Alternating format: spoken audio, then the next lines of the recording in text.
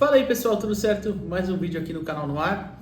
Hoje ainda para repercutir o jogo, aliás, não necessariamente o jogo contra o Botafogo, mas uma fala do Carille na coletiva que me chamou um pouco a atenção. Nem vou mostrar a coletiva inteira, nem nada tal, até porque é mais curta, né? Fora de casa, vocês sabem como é que é. Mas uma fala dele me chamou a atenção, né? No final da coletiva já, em que ele cita mudança de formação, né? E ele dá uma resposta diferente do que ele costumava falar, né? Então vamos escutar ele e depois eu explico como vai ser a temática desse vídeo. É o quarto jogo do Wendel, né? É isso? Então ainda está no momento de nós entendermos ele entender o grupo, é a questão do entrosamento. Chegou sem muito tempo para treinar, coletivo, essas coisas, jogos treinos ou treinamentos táticos, porque está com um jogo em cima de jogo, é um jogador que tem potencial e que estão se conhecendo durante os jogos.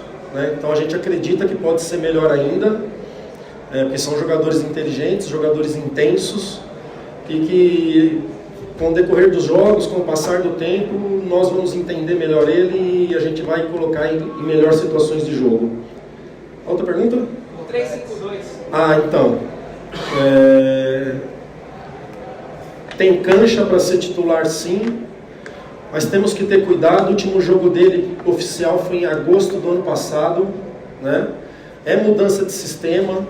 Mudança de sistema requer um tempo maior de treino, de preparo, mas a gente está muito feliz com a chegada desse jogador, né? Se não é para agora, é para daqui a alguns jogos, é para o ano que vem, tem contrato longo, mas já mostrou, além da qualidade como jogador que todos nós conhecemos, o profissional e a pessoa que é, né? O Santos merece jogadores com esse perfil. A gente está muito contente, mas ter bastante paciência e sabedoria para fazer as coisas no momento certo. Então, vocês viram, né? Antes ele falou já, né?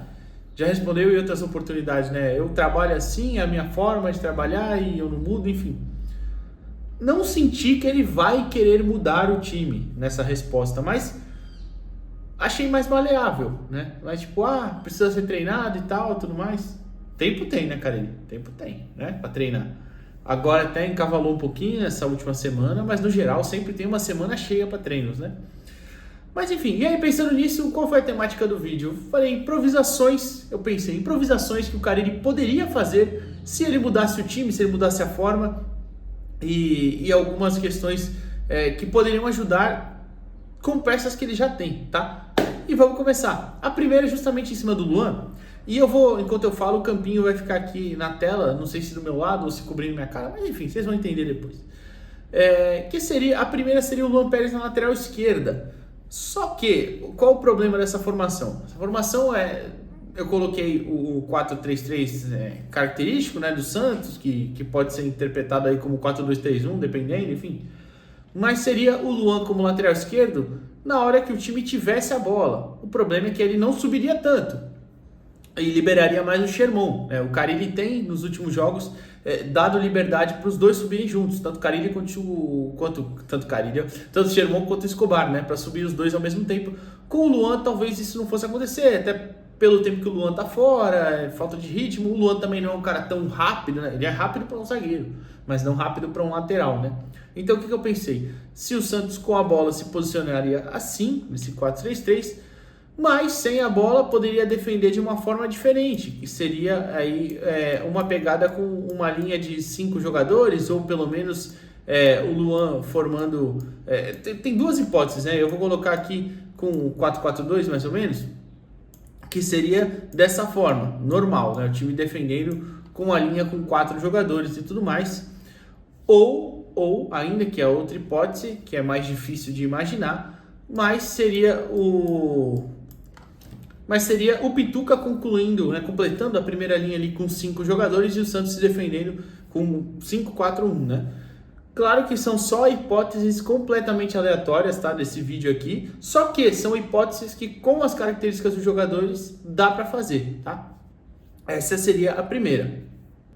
Essa segunda, olha só, ela é bem mais difícil, tá? Muito, talvez irreal até, tá? Mas seria que na hora que o Santos tivesse a bola, o Luan completasse o terceiro zagueiro e o Santos atacasse ali com 3 na frente e uma linha de 4 no meio. O problema é que o Pituca teria que ser o ala esquerda desse time, né? É claro que nessas duas hipóteses, tanto na primeira quanto na segunda, eu imaginei o Luan entrando no lugar do Escobar. Mas aí você poderia pensar no time atuando dessa forma. O problema para mim aí seria o Santos perder um pouquinho o meio de campo, né? O Santos perder jogadores talvez mais móveis, com o Pituca indo para a lateral, o Juliano não ia cobrir o tanto de espaço que o Pituca cobre, né? Então é só uma hipótese, mas eu acho mais difícil também.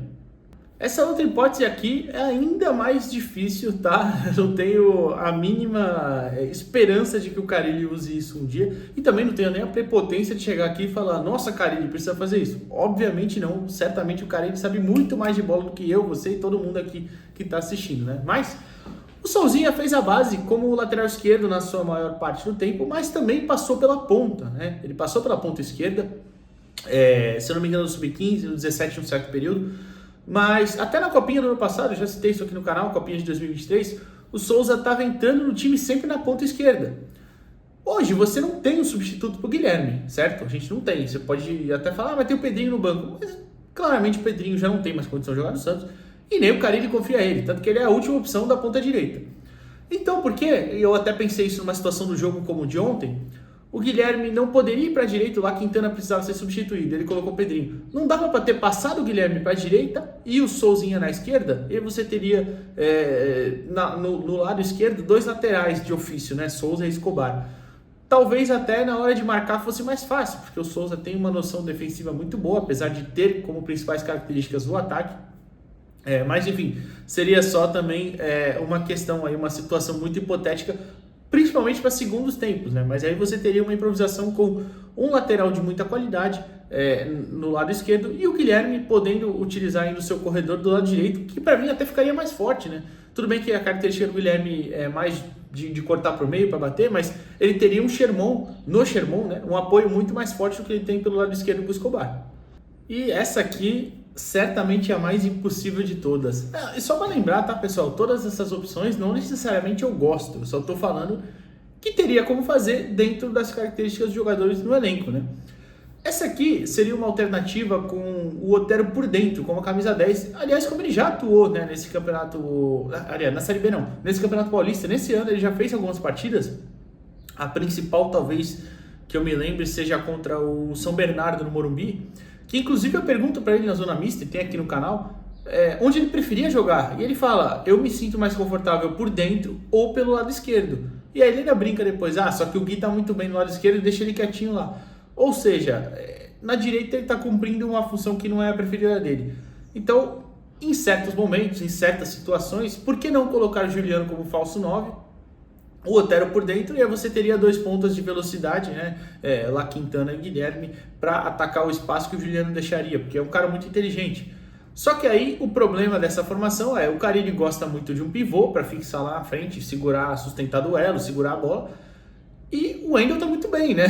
Vocês percebem que todas as outras eu utilizei o Wendel porque ele chegou e tomou conta da posição, né? Então acho que fica meio difícil até imaginar o Carille tirando ele do time. Mas repito, nem todas essas opções aqui eu gosto ou são as minhas preferidas, nem nada. Só tô dando alternativas para dizer que tem como mudar o time sem necessariamente precisar colocar o Rodrigo Ferreira, o Pedrinho, o William Bigode, enfim. São dentro das características dos próprios jogadores. E claro, eu nem estou incluindo aqui os meninos da base, eu só estou incluindo o Souza. Se você for abrir o leque de oportunidades para colocar Miguel, Matheus Xavier, João Alves ou outros meninos, enfim. Não vou nem citar o Gabriel Monteiro, porque nem chegou a treinar no profissional, então não vai entrar também, enfim. Mas tem como fazer mudanças, tem como ter alternativas e não precisa necessariamente ser só o Luan Pérez chegou, vai ser 3 zagueiros. Tem como fazer várias coisas e dentro das partidas, às vezes o Carille varia, uma saída com 3 jogadores, uma saída com 2 mais 3, mas é muito pouco, sabe? Dentro da estrutura do que ele propõe é muito pouco. Enfim, foram só ideias, mandem aí as suas, amanhã a gente volta, acho que ainda tem um vídeo mais tático, talvez, sobre essa partida. Eu tô esperando ver se eu consigo os vídeos, né, do jogador em questão que eu tô pensando. Amanhã também tem Sub-17 contra o Comercial Tietê, valendo vaga para as quartas de final do Campeonato Paulista. Mas tudo certo, depois a gente vê. Fechou? Até a próxima, valeu.